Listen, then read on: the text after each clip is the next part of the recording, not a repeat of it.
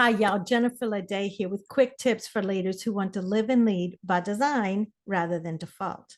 Well, looky what I have here, my friends. This is the ever elusive and oh so sought after Lucky Bean. My husband found it during our walk on the beach the other day. Now, truth be told, I have no idea the origin of these things. I don't know if it's a bean, a pod, it comes off of some plant in some foreign land. I don't know. I just know we've been collecting them my whole life. Now, being that I'm the one who's a fanatic about Lucky Beans, you would have thought I'd be the one to spot it, right? But no, I didn't expect to see one because it's not the time of year that they usually wash up on shore. So I wasn't even on the lookout for a Lucky Bean. Well, I am keeping it handy though, as a reminder to myself to be intentional about what I'm on the lookout for. Now, you might be thinking, what the heck does this have to do with me and being a leader? Well, honestly, this is a tool that I think can be really important for you as a leader and as just as a human. What I'm trying to say is maybe it's time to take a look at how you look at things. So I have some points for you to ponder. You know, Wayne Dyer says when you change the way you look at things, the things you look at change. How are you looking at things? How are you looking at your team members? Are you looking for and expecting great things from them? Or are you looking for the first misstep so that you can pounce on them? You know, I say look for the good and call it out wherever you can. That does not mean ignore poor performance, but I am saying that whatever you look for, my friend, is probably what you're going to find. Second point I want you to think about is that every person you meet can either be your teacher or your student, regardless of their title or yours.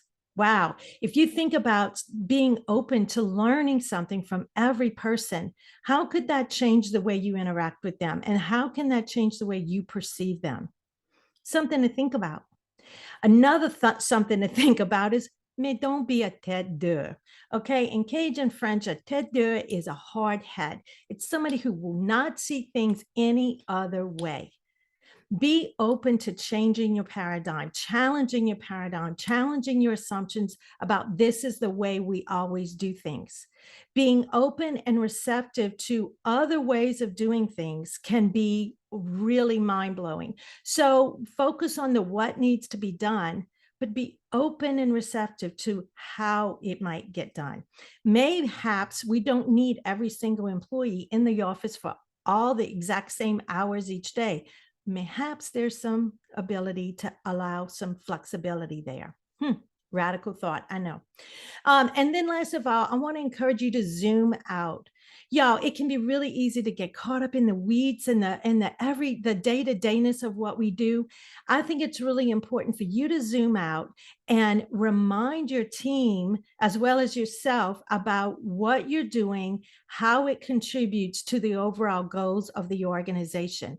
That can be really important for keeping people engaged. So these are some tips and tools that you can use with your team and with yourself. Okay, I know that last part can be kind of challenging, and that's why most professional athletes have a coach. Most professional high-level leaders have a coach. A coach can help you to ask those similar kinds of questions, challenge your assumptions, and hold you accountable.